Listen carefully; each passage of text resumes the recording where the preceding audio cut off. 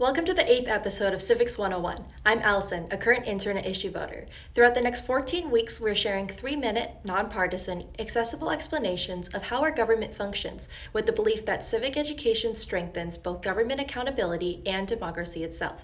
Today we are covering the two chambers of Congress. When the United States Constitution was ratified in 1788, Article 1 established the legislative branch, or Congress, consisting of two chambers, the House of Representatives and the Senate.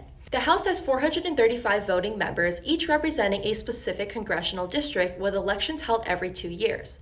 The House initiates all revenue bills and impeachment proceedings. Members are seen as more directly accountable to their constituents due to shorter terms, with constituent services and voter satisfaction playing a critical role in re-election. The Senate, on the other hand, has 100 voting members, 2 per state. Elections are held every 6 years in staggered terms where roughly 1/3 is up for election every 2 years. Although it is the smallest chamber, the Senate holds significant power, with the authority to confirm presidential appointments, ratify treaties, and conduct impeachment trials. These two chambers are similar in many ways. Legislation must pass through both chambers before it can be sent to the president. All congresspeople are directly elected by the public, making them accountable to the electorate. Both chambers use a committee system to review, amend, and advance legislation, with members serving on various committees.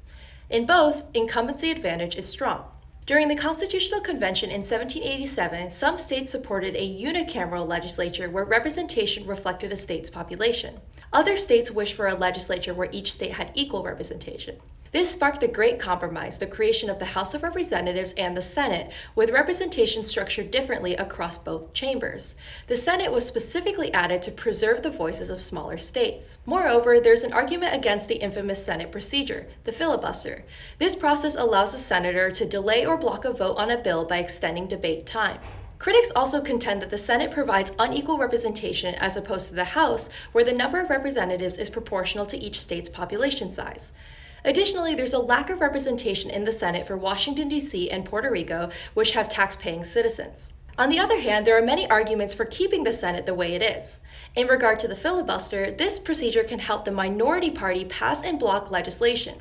Issues such as gridlock or bottlenecks can be attributed to congressional polarization and partisan fighting, which exacerbate these institutional problems. Furthermore, many have defended the Senate's tedious nature when passing legislation, arguing that a deliberate process is precisely what mitigates mistakes. For further reading, check out our blog article on Medium, The House versus the Senate. Thank you for joining us for the 8th episode of Civics 101. Issue Voter is a nonpartisan platform that makes civic engagement accessible, efficient, and impactful. Visit issuevoter.org to learn more, sign up to stay up to date with legislation, and make your voice heard.